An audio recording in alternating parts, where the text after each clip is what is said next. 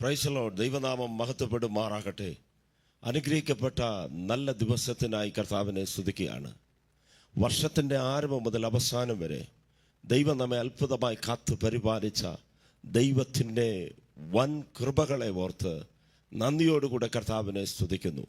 മരുഭൂമിയിലെ ദൈവശബ്ദം എന്ന ഈ TV പ്രോഗ്രാമിലേക്ക് എല്ലാ പ്രേക്ഷകരെയും ഹാർദവമായി സ്വാഗതം ചെയ്യുകയാണ്. പ്രിയമുള്ളവരെ, വർഷത്തിൻ്റെ ആരംഭം മുതൽ ഓരോ മാസങ്ങളിലും ദൈവം നല്ലവനായി മതിയായവനായി കൂടെ ഇരുന്ന് നമ്മെ നടത്തിയ അവിശ്വസ്തതകളെ ഓർക്കുമ്പോൾ കർത്താവിനെ സ്തുതിക്കുവാൻ കർത്താവ് കൃപ നൽകട്ടെ. ഈ ആണ്ടിൻ്റെ അവസാന ദിവസത്തിൽ നാം നിൽക്കുമ്പോൾ ഈ പകൽക്കാലം കൂടെ ദൈവത്തിൻ്റെ വചനത്തെ ധ്യാനിക്കുവാൻ, കർത്താവിൻ്റെ പാദപീഠത്തിലിരിക്കുവാൻ ദൈവം നൽകിയ നല്ല പദവിക്കായി കർത്താവിനെ സ്തുതിക്കുകയാണ്. പലവിധമായ സംഭവങ്ങൾ കൊണ്ട് കഴിഞ്ഞുപോയ ഒരു വർഷം നാം പിന്നിടുകയാണ്. നമ്മുടെ ആയുസ്സിൽ ഒരു വർഷം കൂടെ നാം കടക്കുകയാണ്. എന്നാൽ പ്രിയപ്പെട്ടവരെ, പലർക്കും പലവിധമായ സാക്ഷ്യങ്ങൾ, പലവിധമായ അനുഭവങ്ങൾ പറയുവാനുണ്ടാകാം. ചിലർക്ക് സന്തോഷത്തിൻ്റെ വാർത്തകളുണ്ടാകും, ചിലർക്ക് പ്രാർത്ഥനയുടെ മറുപടികളുണ്ടാകാം, ചിലർക്ക് എൻ്റെ ജീവിതത്തിൽ ദൈവം ചെയ്ത നന്മകളെ ഓർക്കുമ്പോൾ ദൈവത്തിന് സ്തോത്രം ചെയ്യാം എന്ന് പറയുന്ന സ്തുതിയും ആരാധനയും കരയേറ്റുന്നവരുണ്ടാകാം.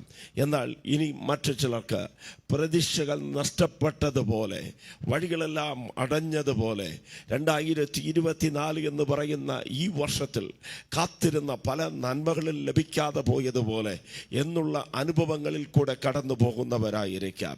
ഈ പകൽക്കാലം ദൈവത്തിൻ്റെ ആത്മാവ് നമ്മോടുകൂടെ വളരെ വ്യക്തമായി വ്യക്തിപരമായി സംസാരിക്കുവാൻ പോകുന്നു. വളരെ പ്രാർത്ഥനയോടുകൂടെ ഇന്നത്തെ ചിന്തയിലേക്ക് നാം കടന്നു വരാം. സങ്കീർത്തനങ്ങളുടെ പുസ്തകം 34-ാം സങ്കീർത്തനം 8-ാം വാക്യത്തിൽ, യഹോവ നല്ലവൻ എന്ന് രുചിച്ചറിവിൻ, അവനെ ശരണം പ്രാപിക്കുന്ന പുരുഷൻ ഭാഗ്യവാൻ. 34-ാം സങ്കീർത്തനം 1-ാം വാക്യത്തിൽ, ഞാൻ യഹോവയെ എല്ലാ കാലത്തും വാഴ്ത്തും. ഓൾ സീസൺസ്, എവറി സിറ്റുവേഷൻസ്, എല്ലാ സാഹചര്യങ്ങളിലും, എല്ലാ കാലാവസ്ഥകളിലും, എല്ലാ അനുഭവങ്ങളിലും ഞാൻ യഹോവയെ സ്തുതിക്കും. ഒരു വർഷം കടന്നു പോകുവാൻ പോകുന്നു. പുതിയ വർഷത്തിലേക്ക് നാം കാലെടുത്ത് ചവിട്ടുവാൻ പോകുമ്പോൾ നമ്മുടെ ജീവിതത്തിൽ ഉണ്ടാകേണ്ടതായ ചില ഉന്നതമായ അനുഭവങ്ങളെക്കുറിച്ച് ഈ പകൽക്കാലം ഞാൻ കർത്താവിൽ പങ്കുവയ്ക്കുവാൻ ആഗ്രഹിക്കുകയാണ്. ദൈവത്തിൻ്റെ ആത്മാവ് നമ്മോട് സംസാരിക്കുമാറാകട്ടെ. പ്രതീക്ഷകൾ നഷ്ടപ്പെട്ടവരോട് 1-2 വാക്കുകൾ പറയട്ടെ. ലാസറുവിൻ്റെ മരണത്തോടനുബന്ധിച്ച് മറിയയുടെയും മാർത്തയുടെയും പ്രതീക്ഷകളെല്ലാം നഷ്ടപ്പെട്ടു. അവൻ ദീനമായി കിടന്നപ്പോൾ യേശുവിനെ അറിയിച്ചതാണ്. അവർ യേശുവിനെ സ്നേഹിക്കുന്നവരായിരുന്നു. യേശു കൂടെ അവരുടെ വീട്ടിൽ വന്ന് പാർക്കുമായിരുന്നു. അങ്ങനെയെങ്കിൽ യേശുവിനെ ശുശ്രൂഷിച്ചതായ ഒരു കുടുംബം, യേശുവിന് കൈത്താങ്ങം നൽകിയ കുടുംബം, യേശു പാർത്തതായ ഒരു ഭവനം, യേശുവിന് എല്ലാവിധമായ നിലകളിലും യേശുവിനെ സഹായിച്ചതായ ഒരു കുടുംബത്തിലെ ഒരു പ്രിയപ്പെട്ടവൻ ദീനമായി കിടന്നപ്പോൾ യേശു വന്ന് സൗഖ്യമാക്കേണ്ടത് അത്യാവശ്യമായിരുന്നു. ഈ വർഷത്തിൽ നമ്മുടെ ജീവിതത്തിലും ചില പ്രതീക്ഷകൾ ഉണ്ടായിരുന്നു. നാം തെറ്റിപ്പോയത് കൊണ്ടല്ല, എന്നാൽ നാം യേശുവിനെ സ്നേഹിച്ചവരാണ്, യേശുവിന് വേണ്ടി നിന്നവരാണ്, യേശുവിന് വേണ്ടി പലതും ചെയ്തവരാണ്. എന്നാൽ നമ്മുടെ പ്രാർത്ഥനയ്ക്ക് മറുപടി വന്നില്ല എങ്കിൽ, നാം ആഗ്രഹിച്ചതുപോലെ ചിലത് നടന്നിട്ടില്ല എങ്കിൽ, ചില കാര്യങ്ങൾ താമസിക്കുന്നുണ്ടെങ്കിൽ ഭാരപ്പെടേണ്ട. നിങ്ങൾക്കൊരു സ്വാർത്ഥ ഞാൻ പറയുവാൻ ആഗ്രഹിക്കുന്നു. സീസൺ മാറി. കർത്താവ് സകലതും പദ്ധതി ഒരുക്കി തക്ക സമയത്തിൽ കടന്നു വരുന്നവനായ ദൈവം നമ്മുടെ ഭവനത്തിൽ കടന്നു വരും. 4-ാം ദിവസമാണ്, അതായത് ലാസർ മരിച്ചിട്ട് 4-ാമത്തെ ദിവസത്തിൽ കർത്താവ് ആ ഭവനത്തിലേക്ക് കടന്നു വരികയാണ്. യേശു കടന്നു വരുമ്പോൾ പലരും പറഞ്ഞു, ഇവരെ സ്നേഹിച്ചത് സത്യമെങ്കിൽ ലാസർ മരിക്കാതിരിക്കുവാൻ, അല്ലെങ്കിൽ ആ ദീനമായി കിടന്നപ്പോൾ തന്നെ അവനെ സൗഖ്യമാക്കുവാൻ കഴിയുകയില്ലായിരുന്നു. പലരും പലവിധമായ ചോദ്യചിഹ്നങ്ങളോടുകൂടെ നിങ്ങളെ ചോദ്യം ചോദിക്കുന്ന ഈ സാഹചര്യത്തിൽ ഭാരപ്പെടേണ്ട. മരണത്തെ ജീവനായി മാറ്റുവാൻ കഴിയുന്ന കർത്താവ് നാറുമെന്ന് സ്വന്തം സഹോദര കുടുംബങ്ങൾ പറയുമ്പോൾ തന്നെ നിന്റെ പ്രതീക്ഷയ്ക്ക് ഭംഗം വരാതെ വേണം. നാം പ്രതീക്ഷിക്കുന്നതിലും നനയ്ക്കുന്നതിലും യാതൊരു സാധിക്കുന്നതിലും അത്യന്തപരമായി പ്രവർത്തിക്കുവാൻ കഴിയുന്ന ദൈവം നമ്മുടെ ജീവിതത്തിൽ അത്ഭുതങ്ങളെ ചെയ്യും. രണ്ടാമതൊരു സംഭവം ഞാൻ പറയട്ടെ. അവൻ യൈറോസിന്റെ ഭവനത്തിലേക്ക് യേശു കടന്നു വരികയാണ്. യൈറോസ് എന്ന് പറയുന്ന പള്ളി പ്രമാണി യേശുവിനെ തൻ്റെ ഭവനത്തിലേക്ക് വിളിച്ചു കൊണ്ടുപോകുമ്പോൾ വഴിക്കൽ വെച്ച് ചിലർ വന്ന് പറയുകയാണ്, ഗുരുവിനെ അസംഖ്യപ്പെടുത്തേണ്ട, ബാല്യക്കാരി മരിച്ചു പോയിരിക്കുന്നു, ഗുരു തൻ്റെ ശുശ്രൂഷയ്ക്ക് വേണ്ടി യേശു കടന്നു പോകട്ടെ. പലപ്പോഴും പ്രതീക്ഷകൾ നഷ്ടപ്പെട്ടു പോയ അല്ലെങ്കിൽ നഷ്ടപ്പെടുത്തി കടയുന്ന ചിലർ നമ്മുടെ കൂടെ ഉണ്ടാകാം. 2024 നിന്റെ ജീവിതത്തിൽ സകലത് നഷ്ടപ്പെട്ടു. ഇനി പ്രാർത്ഥിച്ചിട്ട്, ഇനി ആരാധിച്ചിട്ട്, ഇനി ദൈവത്തെ വിളിച്ചിട്ടൊന്നും കാര്യമില്ല എന്ന് ആരെങ്കിലും പറയുന്നുണ്ടെങ്കിൽ പ്രിയപ്പെട്ടവരെ, യേശുവിൻ്റെ മുഖത്ത് നോക്കുക. യേശു പറയും, ഇല്ല ഇല്ല ഇല്ല, നീ ആമേൻ മറ്റുള്ളവർ പറയുന്നത് കേൾക്കരുത്, മെഡിക്കൽ റിപ്പോർട്ടിനെ കേൾക്കരുത്, എല്ലാം മനുഷ്യൻ പറഞ്ഞതിനെ കേൾക്കരുത്, സാഹചര്യം പറയുന്നത് കേൾക്കരുത്, കർത്താവ് തരുന്ന റിപ്പോർട്ടിനെ ഒന്ന് കേൾക്കുക. നീ വിശ്വസിച്ചാൽ ദൈവത്തിൻ്റെ മഹത്വം കാണും. വിശ്വസിച്ചാൽ അവൻ നിന്റെ ജീവിതത്തിലൊരു മാറ്റമുണ്ടാകും. ആ യേറോസിനെ നോക്കി കർത്താവ് പറഞ്ഞു, നീ വിശ്വസിക്കുക മാത്രം ചെയ്യുക. അതെ, ആ പള്ളി പ്രമാണിയുടെ ഭവനത്തിൽ വന്ന് ബാല്യക്കാരിയെ കൈക്ക് പിടിച്ച് എഴുന്നേൽപ്പിച്ചപ്പോൾ മരിച്ചവൾ ജീവനോടുകൂടെ വന്നെങ്കിൽ ആമേൻ, ഈ 2024 അവസാന ദിവസമായി ഇന്ന് ചില കുടുംബത്തോട് ദൂതായി വിളിച്ചു പറയട്ടെ, നിങ്ങളുടെ പ്രതീക്ഷകൾ നഷ്ടപ്പെട്ടു പോകത്തില്ല. ആമേൻ, നഷ്ടപ്പെട്ടു പോയതിനെ മടക്കി തരുവാൻ കഴിയുന്ന കർത്താവ് തക്ക സമയത്ത് നമ്മുടെ ജീവിതത്തിൽ വെളിപ്പെടും. ഈ 2024 അവസാനിക്കുമ്പോൾ നമ്മുടെ ജീവിതത്തിൽ നാം ചെയ്യേണ്ട ചില പ്രധാന കാര്യങ്ങൾ വേഗത്തിൽ ഞാൻ പറയുവാൻ ആഗ്രഹിക്കുകയാണ്. എന്നോടൊപ്പം ചേർന്ന് ആമേൻ പ്രിയപ്പെട്ടവരെ, നാം ഒരുമിച്ച് ദൈവത്തെ സ്തുതിക്കണം. 34 സങ്കീർത്തനത്തിൻ്റെ 4 വാക്യം, ഞാൻ യഹോവയോട് അപേക്ഷിച്ചു, അവൻ എനിക്ക് ഉത്തരമരുളി, എൻ്റെ സകല കഷ്ടങ്ങളിൽ നിന്നും എന്നെ വിടുവിച്ചു. ആമേൻ. അതിൻ്റെ 2ാമത്തെ വാക്യം, എന്നോട് ചേർന്ന് യഹോവയെ മഹത്വപ്പെടുത്തുവിൻ, നാം ഒന്നിച്ച് അവൻ്റെ നാമത്തെ ഉയർത്തുക. ഈ പകൽക്കാലം ആമേൻ അല്പനേരമെടുത്ത് 2024 വർഷത്തിൻ്റെ ജനുവരി മാസം മുതൽ ഡിസംബർ മാസം വരെയുള്ള ഈ 365 ദിവസങ്ങളിലും കർത്താവ് നമ്മുടെ ജീവിതത്തിൽ ചെയ്ത വൻ കാര്യങ്ങളെ ഓർത്ത് നന്ദി പറയണം. പ്രിയപ്പെട്ടവരെ, ഗ്രാറ്റിറ്റ്യൂഡ് അല്ലെങ്കിൽ നന്ദി പറയുക എന്ന് പറയുന്നത് ആമേൻ പലർക്കും ഇന്ന് നഷ്ടപ്പെട്ടുകൊണ്ടിരിക്കുകയാണ്. ആമേൻ, ലോകം വേഗത്തിൽ ഓടിക്കൊണ്ടിരിക്കുകയാണ്. ഈ ലോകത്തിൻ്റെ വേഗത്തിൻ്റെ അനുസരിച്ച് പലരും പലതിനെയും മറന്നുകൊണ്ടു പോവുകയാണ്. 10 കുഷ്ഠരോഗികൾ യേശുവിൻ്റെ അടുത്ത് വന്ന് പ്രാർത്ഥിച്ചു. അവർ നടന്നു പോകുമ്പോൾ തന്നെ 10 പേർക്കും സൗഖ്യമായി. എന്നാൽ ഒരുത്തൻ മാത്രം മടങ്ങി വന്ന് യേശുവിനെ മഹത്വപ്പെടുത്തുവാനിടയായി. വേദ പണ്ഡിതന്മാർ ഇപ്രകാരം പറയുന്നു, 9 പേരുടെ ശരീരത്തിൽ ആ മുറിവുകളുടെ വ്രണങ്ങളുടെ പാടുകൾ ഉണ്ടായിരുന്നു. എന്നാൽ നന്ദി പറഞ്ഞ ആ ഒരു മനുഷ്യൻ്റെ ജീവിതത്തിൽ ആമേൻ ഒരു ഹല്ലേലൂയ ഫ്രഷ് ആയിട്ടുള്ള നല്ലൊരു മാംസമായി യാതൊരു പഴുതുകളുമില്ലാതെ ദൈവം സൗഖ്യമാക്കിയെന്ന്. അതെ, നമ്മുടെ ജീവിതത്തിൽ ദൈവം ചെയ്ത നന്മകളെ ഓർത്ത് ദൈവത്തെ ഒന്ന് സ്തുതിക്കാമോ? എന്നോട് ചേർന്ന് കർത്താവിനെ മഹത്വപ്പെടുത്തുക. അവൻ യേശുവിനെ നാം ഒന്ന് തിരിഞ്ഞു നോക്കിയാൽ യേശു 7 പ്രാവശ്യം തിരുവചനത്തിൽ അല്ലെങ്കിൽ സുവിശേഷ ഭാഗങ്ങളിൽ പിതാവാം ദൈവത്തിന് നന്ദി പറഞ്ഞു.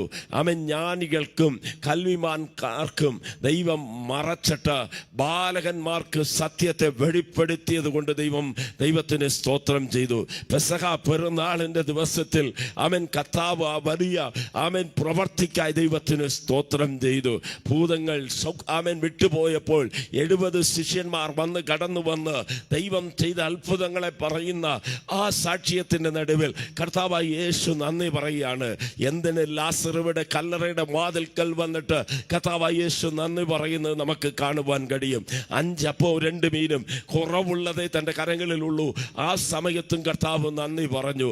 എൻ്റെ കേൾക്കുന്ന പ്രിയ മാതാവേ, പിതാവേ, സഹോദരനെ, സഹോദരിയെ, ഈ ആണ്ടിൽ ദൈവം നമ്മുടെ ജീവിതത്തിൽ ചെയ്ത ധാരാളം നന്മകളെ ഓർക്കുമ്പോൾ എങ്ങനെ ദൈവത്തെ സ്തുതിക്കാതിരിക്കുവാൻ കഴിയും?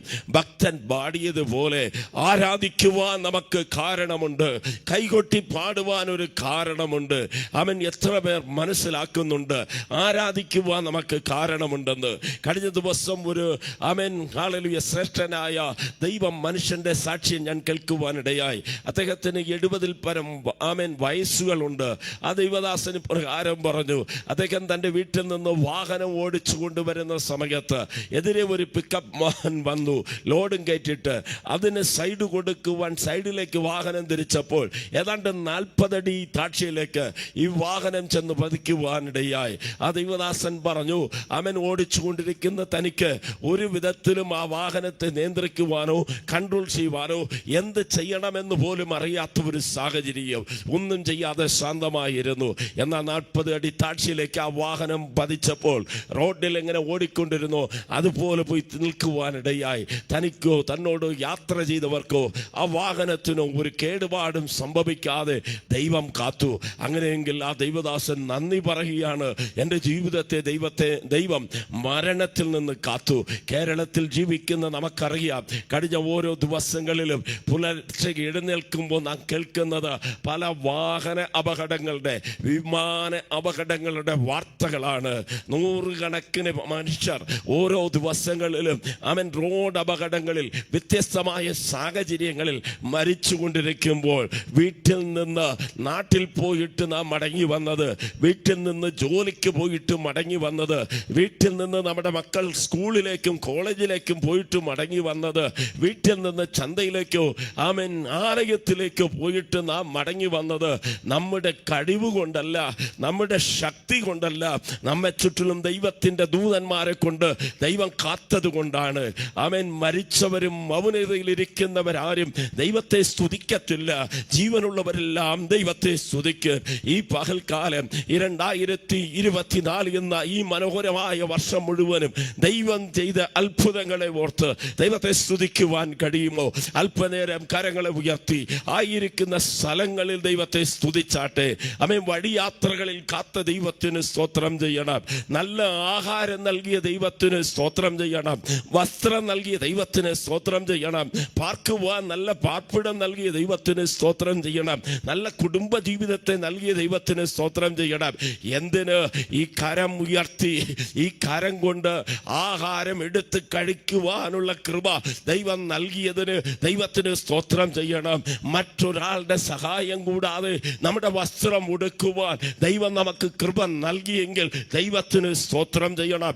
കിടന്ന കട്ടിൽ നിന്ന് എഴുന്നേൽക്കുവാൻ കഴിഞ്ഞത് നമ്മുടെ ശക്തി കൊണ്ടല്ല, നമ്മുടെ ബലം കൊണ്ടല്ല, നമ്മുടെ വിശുദ്ധി കൊണ്ടല്ല, ദൈവത്തിൻ്റെ കൃപ ഒന്നുകൊണ്ട് മാത്രം. എന്നെ കേൾക്കുന്ന പ്രിയപ്പെട്ടവരെ, ഈ വർഷത്തിൻ്റെ അവസാന ദിവസത്തിൽ വന്നിരിക്കുമ്പോൾ ദൈവം ചെയ്ത ഉപഹാരങ്ങളെ ഓർത്ത് ദൈവത്തിന് നന്ദി പറയുക, നന്ദി ഉള്ളവരായിരിക്കുക.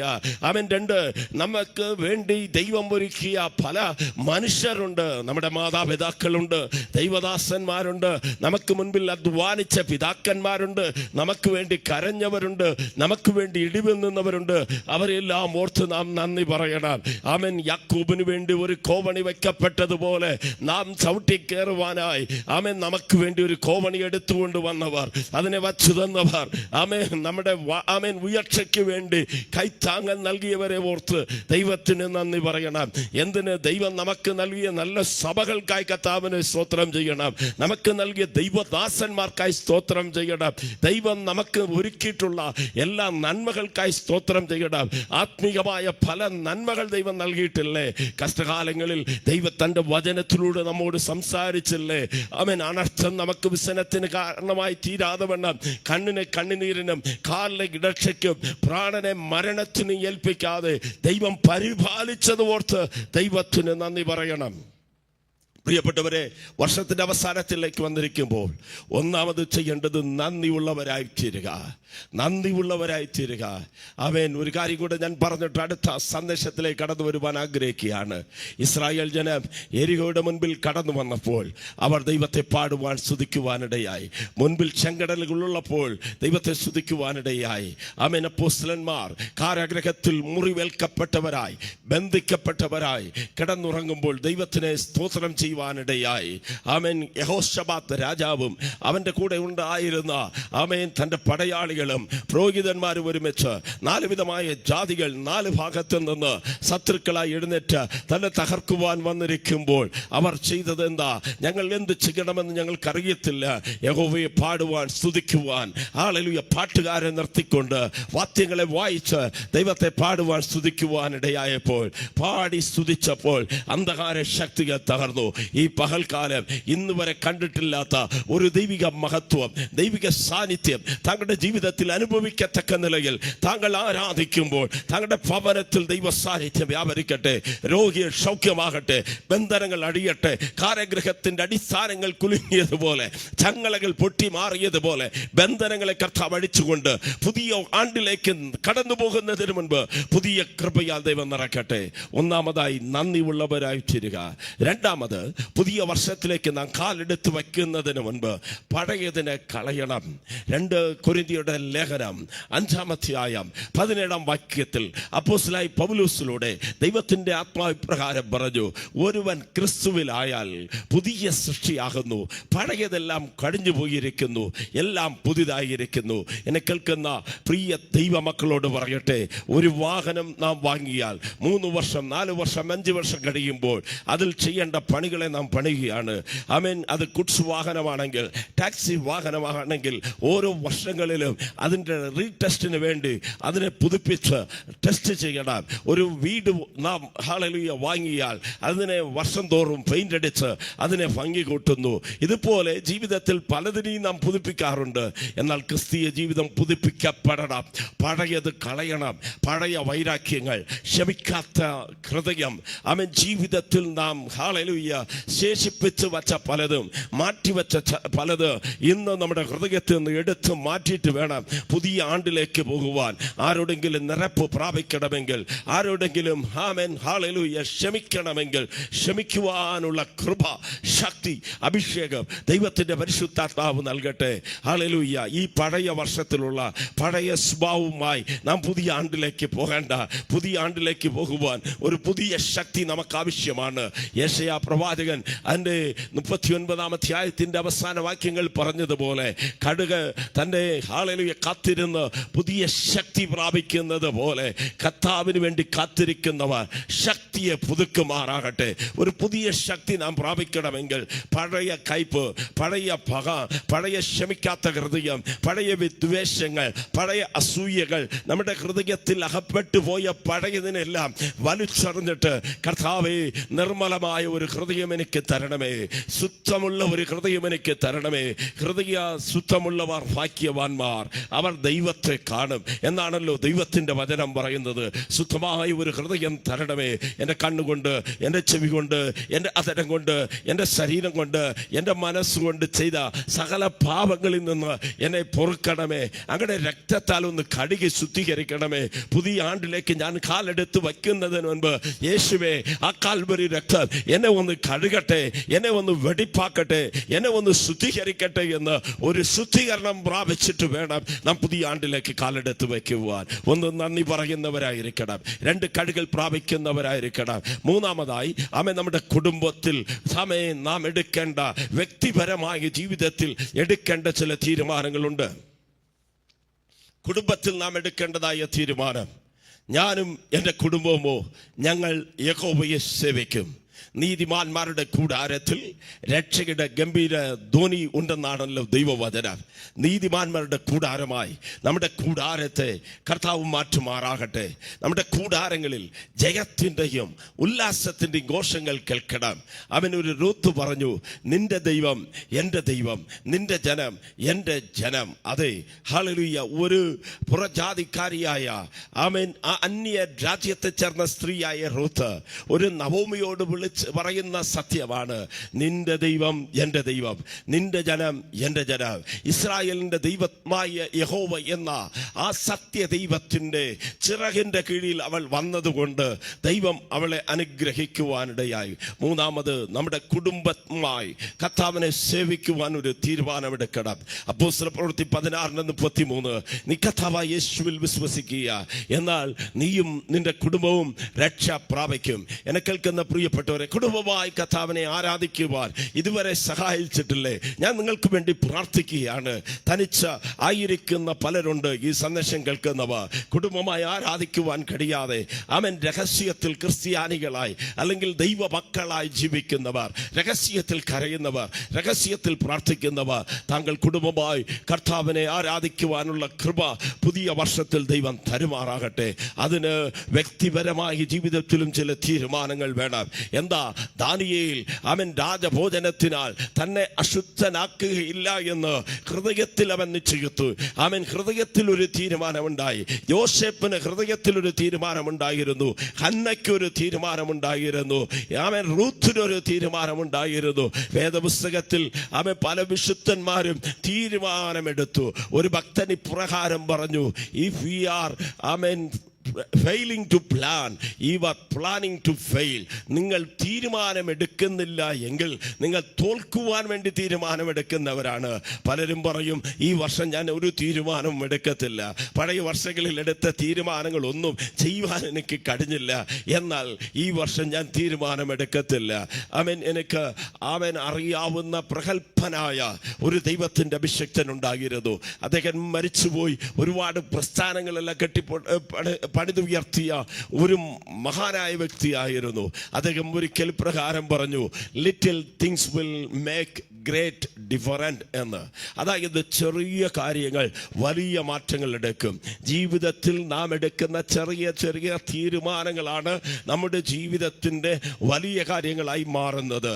8 വയസ്സിലെടുക്കുന്ന ചില തീരുമാനം, 12 വയസ്സിലെടുത്ത ചില തീരുമാനം, അവൻ 10ാം ക്ലാസ് കഴിയുമ്പോൾ എടുത്ത തീരുമാനം, ശുശ്രൂഷയിൽ എടുത്ത ചില തീരുമാനം, കുടുംബ ജീവിതത്തിൽ എടുത്ത ചില തീരുമാനം, ആത്മീക ജീവിതത്തിൽ എടുത്ത നല്ലതായ ചില തീരുമാനങ്ങൾ, തിന്മയായ തീരുമാനങ്ങളല്ല, നല്ല തീരുമാനങ്ങൾ. ആ തീരുമാനങ്ങൾ ജീവിതത്തെ രൂപാന്തരപ്പെടുത്തും.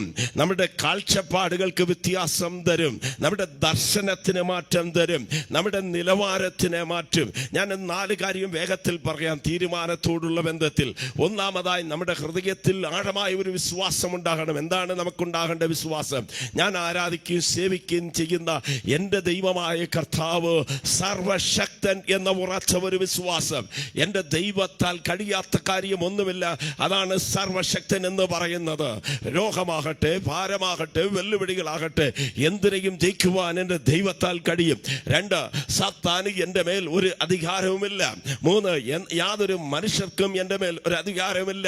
4, എനിക്ക് വേണ്ടി ദൈവം ഒരുക്കിയിട്ടുള്ള നന്മ, എനിക്ക് വേണ്ടി ദൈവം നിശ്ചയിച്ചിരിക്കുന്ന വാഗ്ദത്തങ്ങളെല്ലാം അതത് തക്ക സമയത്ത് നടക്കും. ഇതെല്ലാം നടക്കണമെങ്കിൽ നമ്മുടെ ജീവിതത്തിൽ വിശുദ്ധകരമായ ഒരു തീരുമാനം വേണം, ഹൃദയത്തിൽ ഒരു നിശ്ചയം വേണം, ഹൃദയത്തിൽ ചില സ്വപ്നങ്ങൾ കാണണം. ഈ പുതിയ വർഷത്തിൽ ഞാൻ നിങ്ങളോട് പറയട്ടെ, സ്വപ്നമുള്ളവരായി, തീരുമാനമുള്ളവരായി, എടുത്ത തീരുമാനത്തിൽ മുറുകെ പിടിച്ചുകൊണ്ട് നിന്നാൽ താങ്കളുടെ ജീവിതത്തെ ദൈവം മനോഹരമാക്കും. എന്താ നാം എടുക്കേണ്ട തീരുമാനം?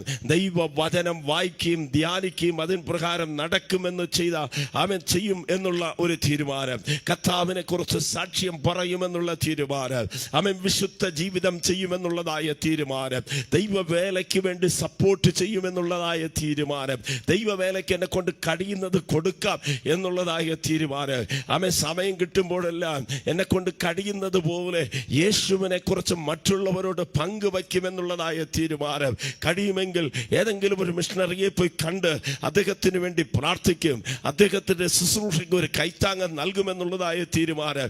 ഈ ലോകത്തിൽ നാം എന്തെല്ലാം നേടിയാലും ദൈവനാമത്തിന് വേണ്ടി നാം ഒന്നും ചെയ്തില്ലെങ്കിൽ അതുകൊണ്ട് എന്താണ് ഗുണം? പ്രിയപ്പെട്ടവരെ, 70 80 വർഷങ്ങൾ ഈ ലോകത്ത് നമുക്ക് ജീവിക്കുവാൻ കഴിയും. എന്നാൽ ഈ ലോകം കൊണ്ട് നമ്മുടെ ജീവിതം അവസാനിക്കുന്നില്ല. നിത്യതയ്ക്ക് വേണ്ടി ഒരുക്കപ്പെടണം. അതിനു വേണ്ടി എന്താ ചെയ്യേണ്ടത്? ആത്മാക്കളെ നേടുക, ആത്മാക്കളെ നേടുക, സുവിശേഷം അറിയിക്കുക, ഒരു ലഘുലേഖ കൊടുക്കാൻ കഴിയും, മറ്റുള്ളവർക്ക് വേണ്ടി ഇടിവ് നിന്ന് പ്രാർത്ഥിക്കുവാൻ കഴിയും, രഹസ്യത്തിൽ ഉപവസിക്കുവാൻ കഴിയും, രഹസ്യത്തിൽ കരയുവാൻ കഴിയും. ഏതോ ഒരു തീരുമാനമെടുത്ത് തീരുമാനത്തിൽ ഉറപ്പുള്ളവരായി നിശ്ചയമുള്ളവരായി ഇരിക്കുക. നാലാമതായി വിശ്വാസത്തിൽ ഉറപ്പുള്ളവരായി നിൽക്കണം. ആമേൻ, ഹല്ലേലൂയ. പലരും അവിശ്വാസപ്പെട്ടവരായി മാറിപ്പോകുകയാണ് കാലങ്ങളിൽ. ആമേൻ, അനുഭവങ്ങളിൽ ചിലർ ആമേൻ ജീവിതത്തിന്റെ സാഹചര്യങ്ങളിൽ കടന്നു വരുമ്പോൾ അവിശ്വാസമുള്ളവരായി വിശ്വാസം എന്ന കപ്പലിനെ തകർത്തു കൊണ്ടുപോകുന്നു. എന്നെ കേൾക്കുന്ന പ്രിയപ്പെട്ടവരോട് ഞാൻ വിളിച്ചു പറയട്ടെ, വിശ്വാസത്തിൽ ഉറച്ചു നിൽക്കുക. 2024 ഉണ്ടായിരുന്നതിനേക്കാൾ വിശ്വാസം 2025 ഉണ്ടാകണം. എന്തുകൊണ്ടെന്നറിയാമോ? കർത്താവായ യേശു പറഞ്ഞു, ആമേൻ, മനുഷ്യപുത്രൻ ഭൂമിയിൽ വരുമ്പോൾ വിശ്വാസം കണ്ടെത്തുമോ? പലരിൽ നിന്നും വിശ്വാസം നഷ്ടപ്പെട്ടുകൊണ്ടിരിക്കുന്ന ഈ കാലഘട്ടത്തിൽ വിശ്വാസത്തിൽ ഉറച്ചു നിൽക്കുക. ഒന്നാമതായി നന്ദിയുള്ളവരായിരിക്കണം. 2 പഴയത് ഉപേക്ഷിക്കണം. 3 തീരുമാനമുള്ളവരായി തീരണം. 4 വിശ്വാസത്തിൽ ഉറപ്പും ധൈര്യമുള്ളവരായിരിക്കണം. 5ാമതായി വളരെ പ്രധാനപ്പെട്ട ഒരു സന്ദേശം താങ്കളുമായി പങ്കുവെക്കുവാൻ ഞാൻ കർത്താവിൽ ശരണപ്പെടുകയാണ്. ഈ ലോക ജീവിതം എന്ന് പറയുന്നത് നശ്വരമാണ്. ഇത് ആമേൻ സ്ഥിരതയുള്ള ജീവിതമല്ല. ആമേൻ, ഇന്ന് കണ്ട് നാളെ വാടിപ്പോകുന്ന പുല്ലിനും പൂവിനും സാദൃശ്യമായ ഒരു ജീവിതമാണ്.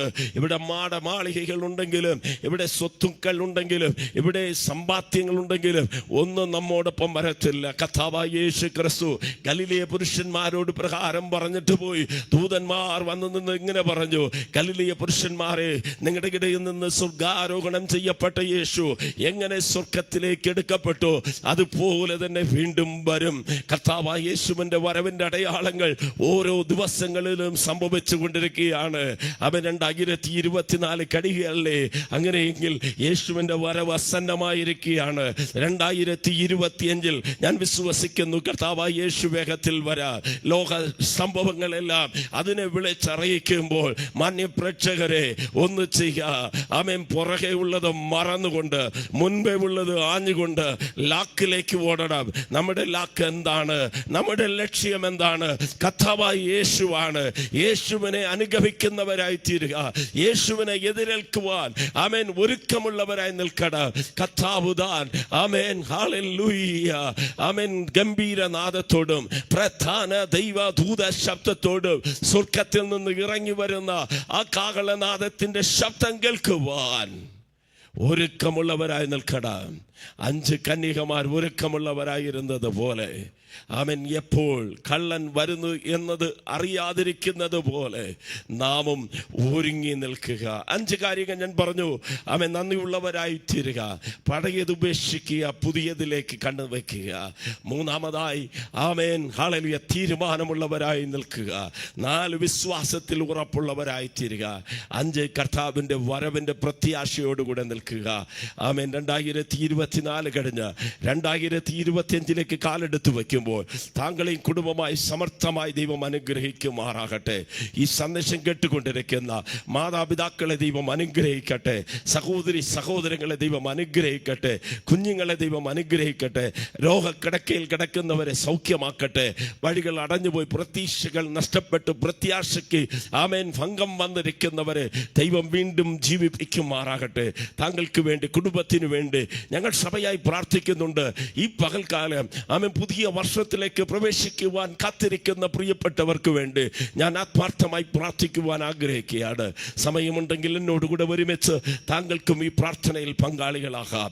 നമുക്കൊരുമിച്ച് പ്രാർത്ഥിക്കാം. സ്വർഗസ്ഥനായ ഞങ്ങളുടെ നല്ല പിതാവേ, അനുഗ്രഹിക്കപ്പെട്ട ഈ പകൽക്കാലം ലോകത്തിന്റെ വിവിധ ഭാഗങ്ങളിലായിരുന്നു, പല രാജ്യങ്ങളിൽ, പല ടൈം സോണുകളിലിരുന്ന് ഈ സന്ദേശം കേട്ടുകൊണ്ടിരിക്കുന്ന പ്രിയപ്പെട്ടവരെ ദൈവം അനുഗ്രഹിക്കേണ്ടതിന് പ്രാർത്ഥിക്കുന്നു. എല്ലാവിധമായ പോരാട്ടങ്ങളും മാറട്ടെ. കഴിഞ്ഞ കാലഘട്ടങ്ങളിൽ അവർ അനുഭവിച്ച വേദനകൾ, കണ്ണുനീരിന്റെ അനുഭവങ്ങളെല്ലാം മാറുവാൻ പ്രാർത്ഥിക്കുന്നു. നന്ദിയുള്ളവരായി തീരട്ടെ. ദൈവത്തെ ആത്മാവിലും സത്യത്തിലും ആരാധിക്കുവാൻ കൃപ നൽകിയാട്ടെ. കർത്താവേ, വാർദ്ധക്യ പ്രായങ്ങളിലായിരിക്കുന്ന മാതാപിതാക്കളെ ഓർത്ത് പ്രാർത്ഥിക്കുന്നു. യൗവനക്കാരെ ഓർത്ത് പ്രാർത്ഥിക്കുന്നു. ആമേൻ, പഠനത്തിന് വേണ്ടി കാത്തിരിക്കുന്നവർക്ക് വേണ്ടി പ്രാർത്ഥിക്കുന്നു. ജോലിയില്ലാതെ കഷ്ടപ്പെടുന്നവർക്ക് വേണ്ടി പ്രാർത്ഥിക്കുന്നു. വിവാഹത്തിന് വേണ്ടി കാത്തിരിക്കുന്നവർക്ക് വേണ്ടി പ്രാർത്ഥിക്കുന്നു. നാഥാ, തലമുറകളില്ലാത്തവർക്ക് വേണ്ടി പ്രാർത്ഥിക്കുന്നു. തീരാ കടങ്ങളിൽ അവൻ കുടുക്കുകളിൽ അകപ്പെട്ടവരെ ഓർത്ത് പ്രാർത്ഥിക്കുന്നു.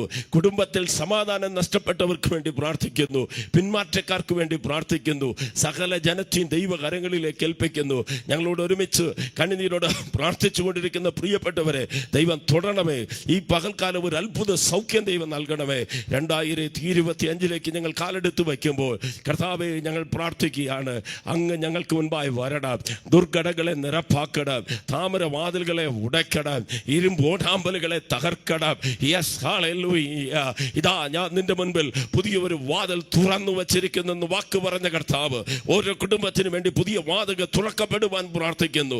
ശത്രു അടച്ചതിനെ, കഴിഞ്ഞ കാലങ്ങളിൽ അവരുടെ ജീവിതത്തിൽ നഷ്ടമായി പോയതിനെ, പ്രതികൂലമായി ബാധിച്ചതിനെ, തുള്ളനും വിട്ടിലും പച്ചക്കിടിയും പച്ചപ്പുഴും ഭക്ഷിച്ച വർഷങ്ങൾക്ക് ദൈവം പകരമായി നൽകണമേ എന്ന് പ്രാർത്ഥിക്കുന്നു. പിതാവിൻ്റെയും പുത്രൻ്റെയും പരിശുദ്ധാത്മാവിൻ്റെ നാമത്തിൽ പ്രിയപ്പെട്ടവരെ അനുഗ്രഹിക്കുന്നു. നാഥ, ജീവിതത്തിൽ വലിയ നന്മകൾ ഉണ്ടാകട്ടെ.